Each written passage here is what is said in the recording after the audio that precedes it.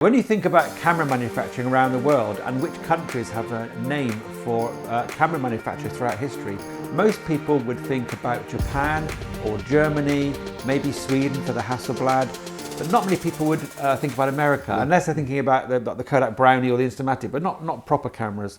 But they did have a manufacturing industry. And I'm with John Wade, our classic cameras expert, and today we're talking about American cameras that you might not know about. And we've got a selection of them here and from your personal collection, John. Where are we going to start? Well, I'll tell you what, you mentioned those, so if I say American camera manufacturers, what do you say?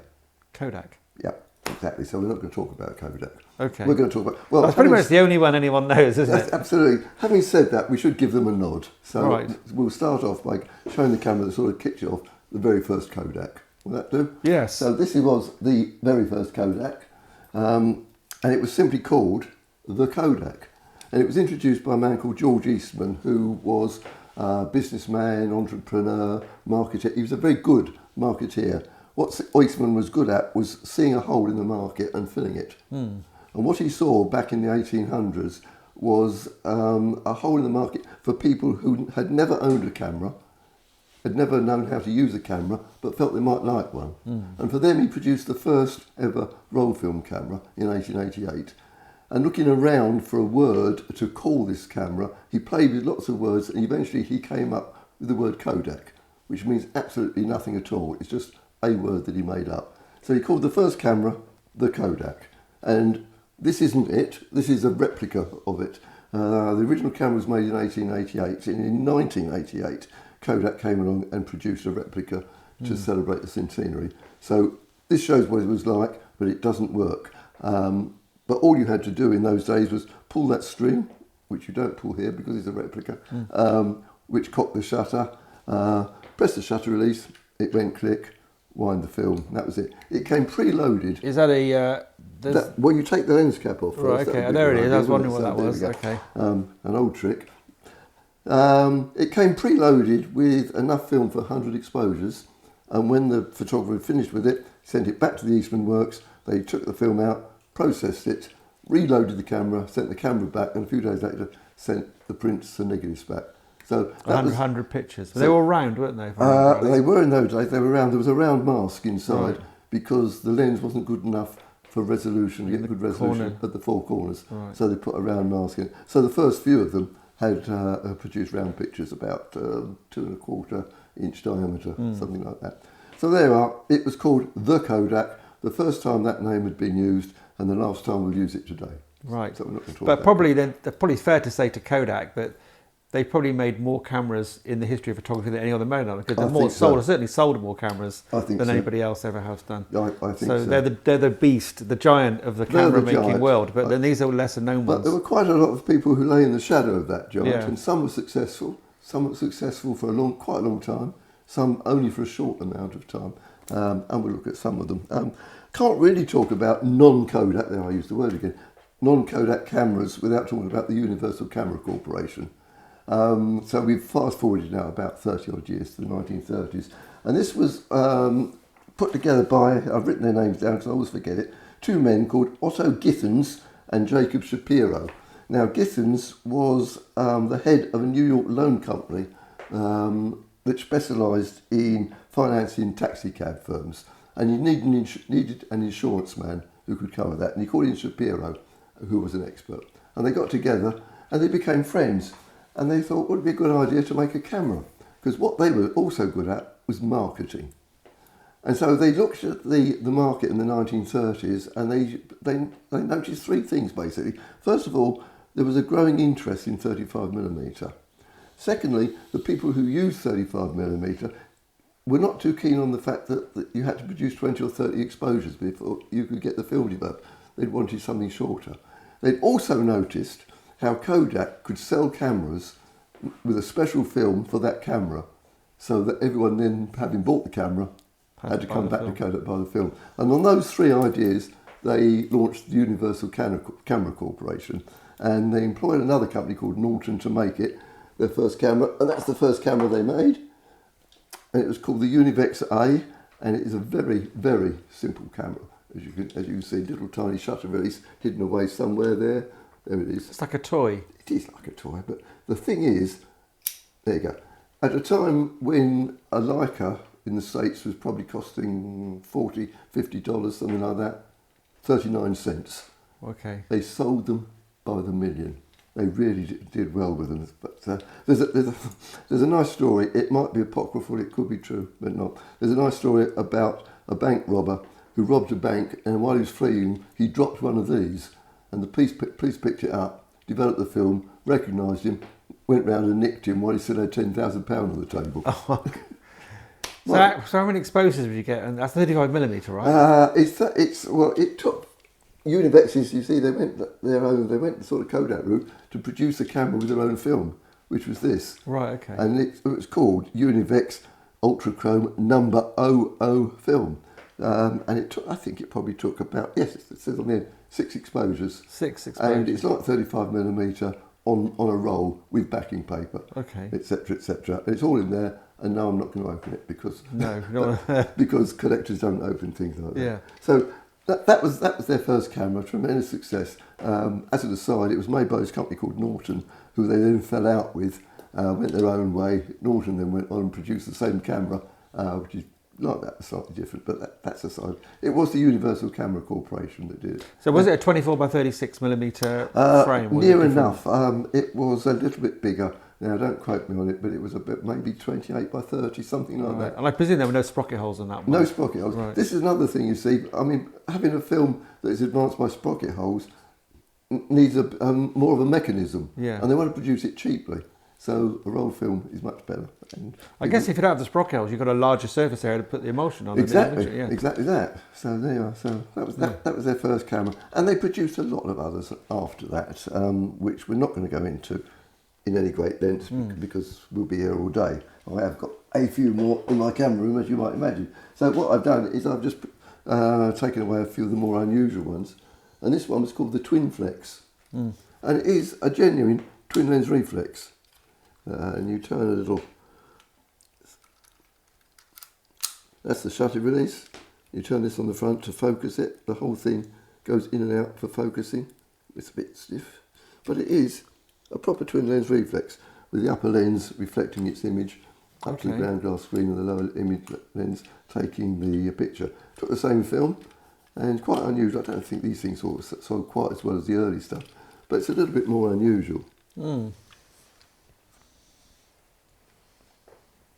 Certainly is. And ugly.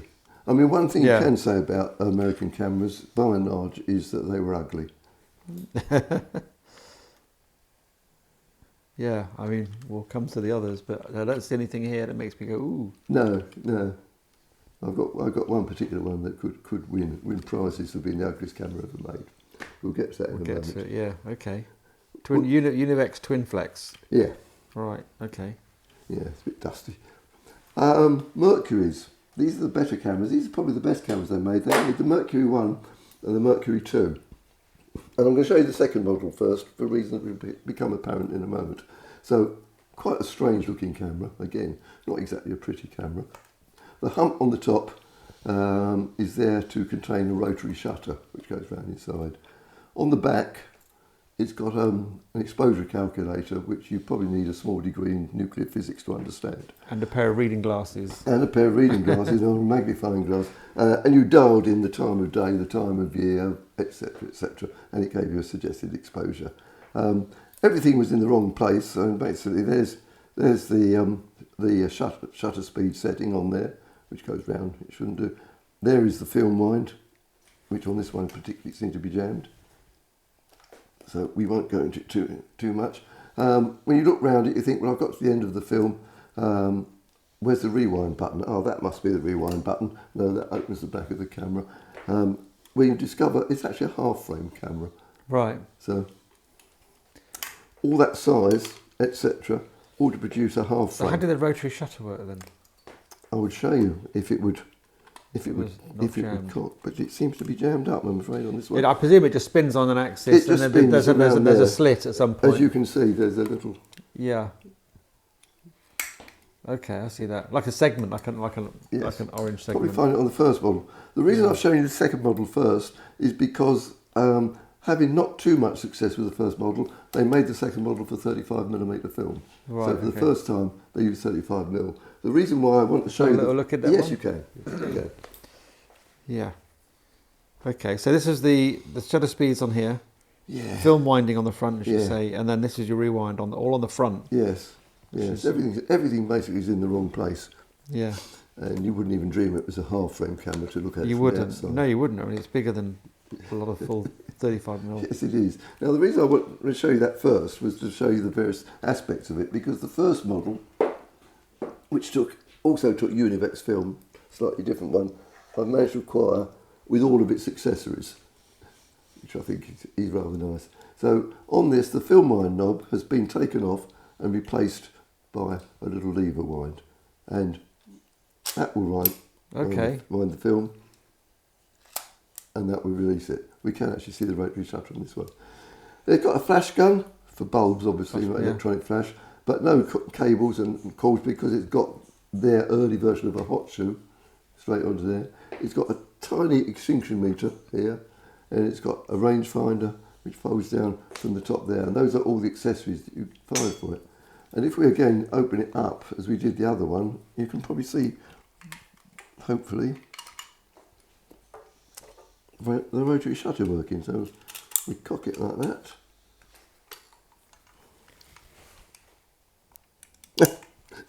Having said that, oh, perhaps it doesn't go. Perhaps it doesn't want to go with the backs open. I don't know. That's interesting. It doesn't work. I did. We've all learned something today, and I didn't know that. It only works with the back closed. No, it just doesn't with the back closed. So there you are. So that was the first model. That was about 1930 something, late 30s. Then look at that one. Then the second war. It's a complicated look. It looks like some sort of optician's or some sort of scientific instrument. Yes, it does. It does. Yeah. Yeah. Yeah.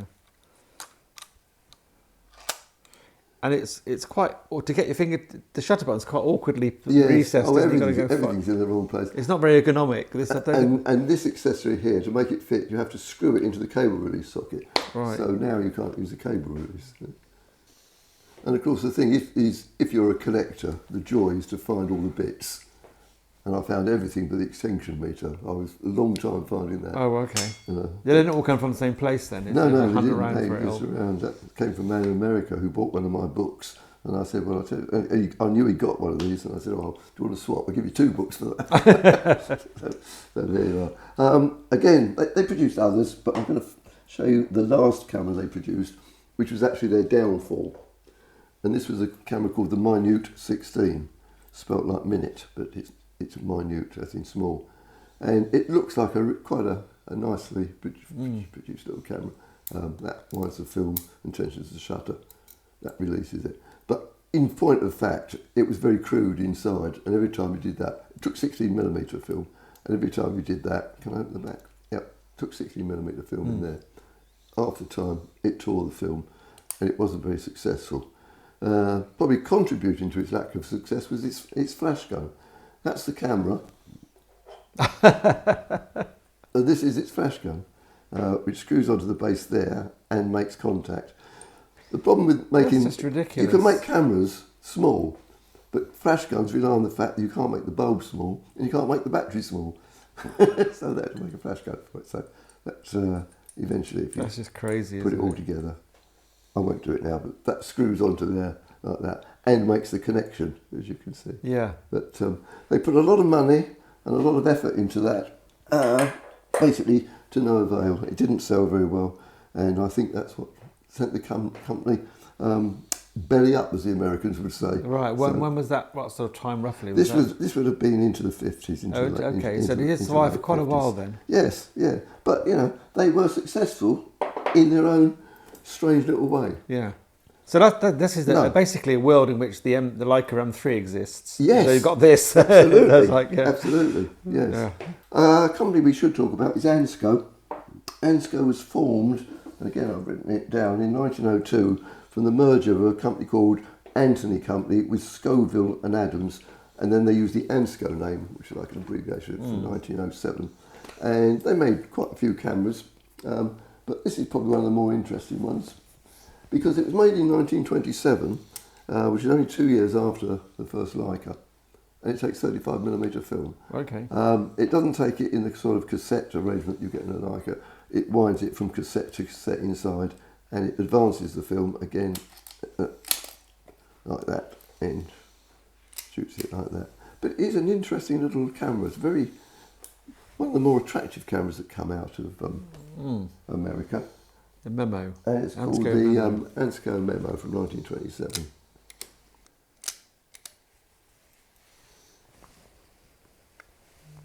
And of course it's half frame as well, because it's winding from top to bottom. The advantage being with that, of course, you then get a landscape shaped picture with half frame cameras at one. Yeah. Horizontally you get a vertical picture. So I think that was moderately successful. They made a few others cameras, but we'll leave Ansco.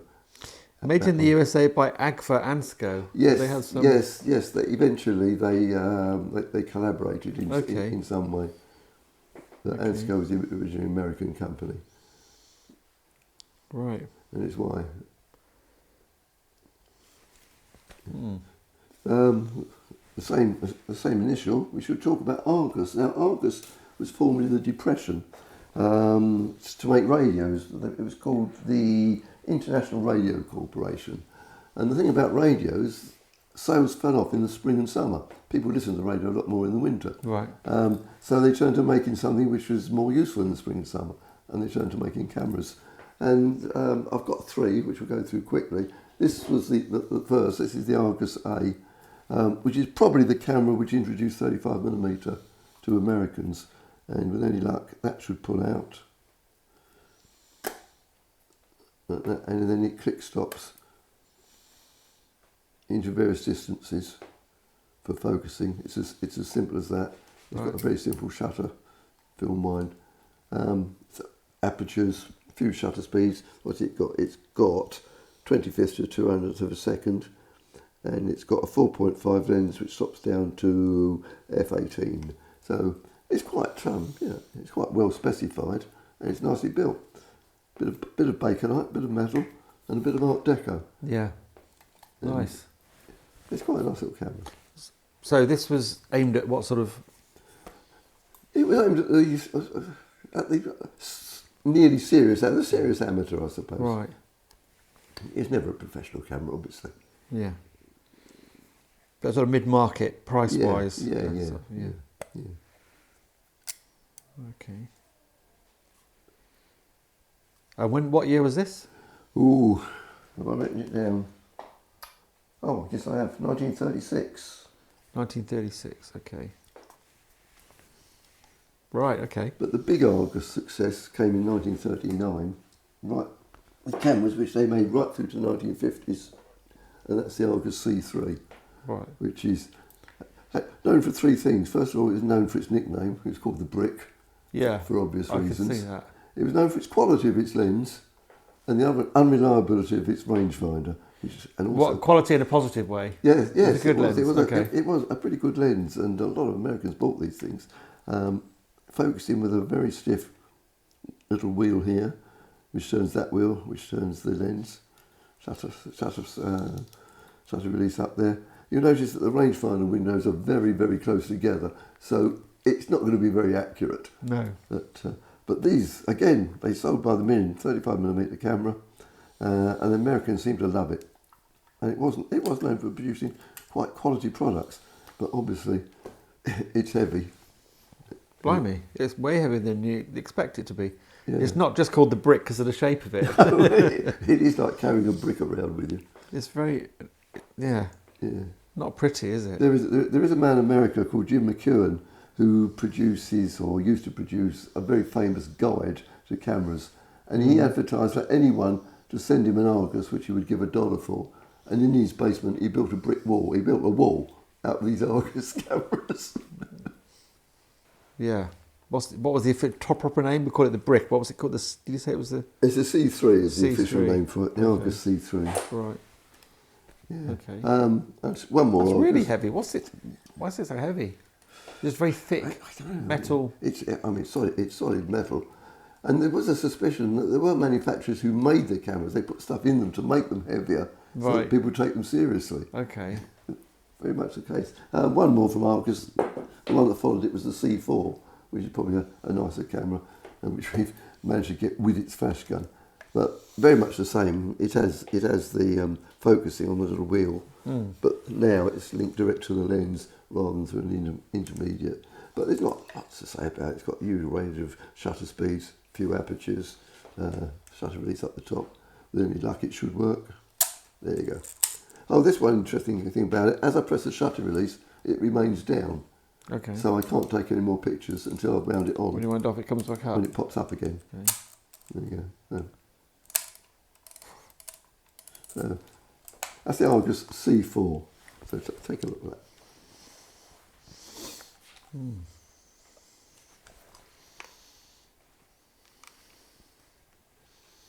Okay. C4. Yeah, they're quite nice. Yeah.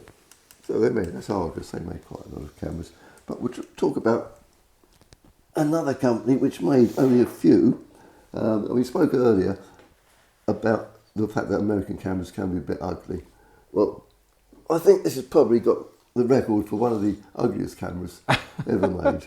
It was made by a company called the Candid Camera Corporation of America. The Candid Camera Company. Yes, and it's a perfect speed graphic, I think it's called. Speed Candid. Right, it's a perfect speed Candid.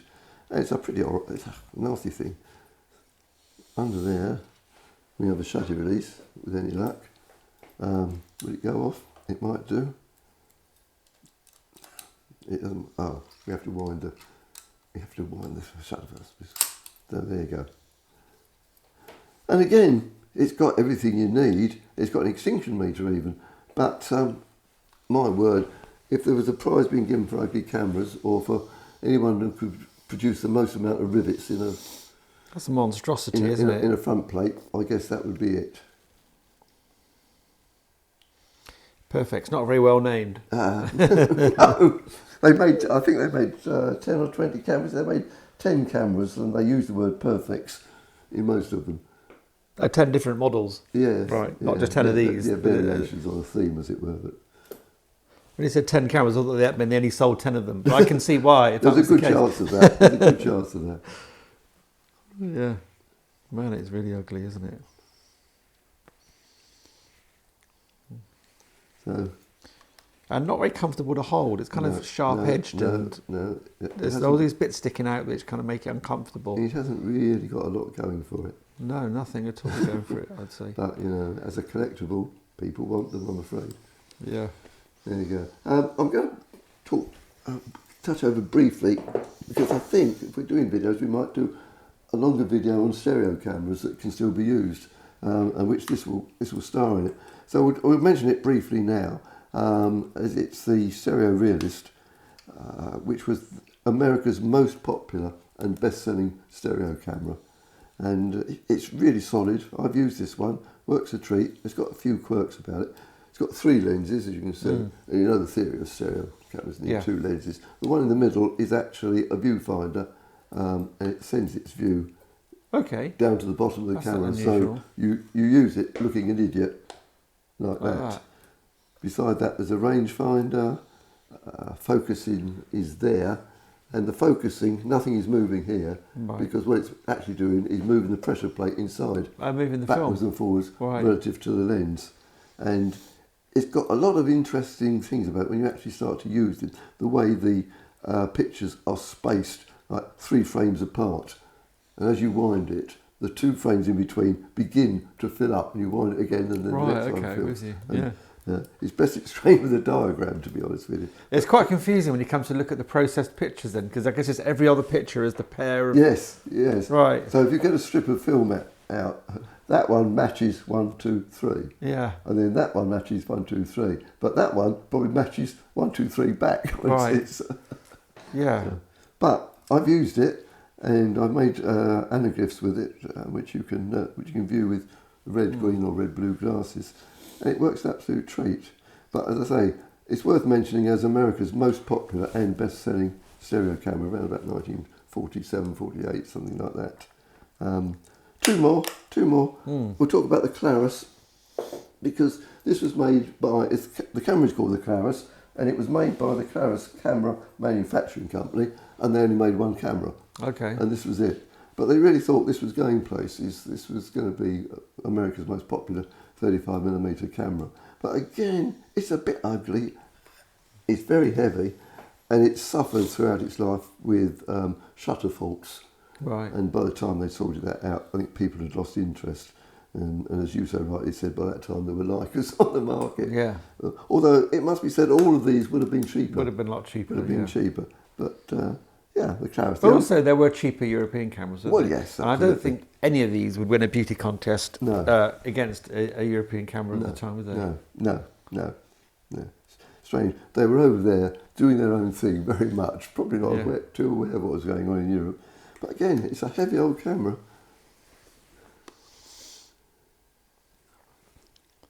It is very heavy, isn't it? And it feels thick and chunky, but I guess like some of these other ones, it's just, Yes, the sheer thickness of it compared to holding a Leica is against everything. Wallensack. Yeah. 2-inch lens. Yeah, well known lens in its time.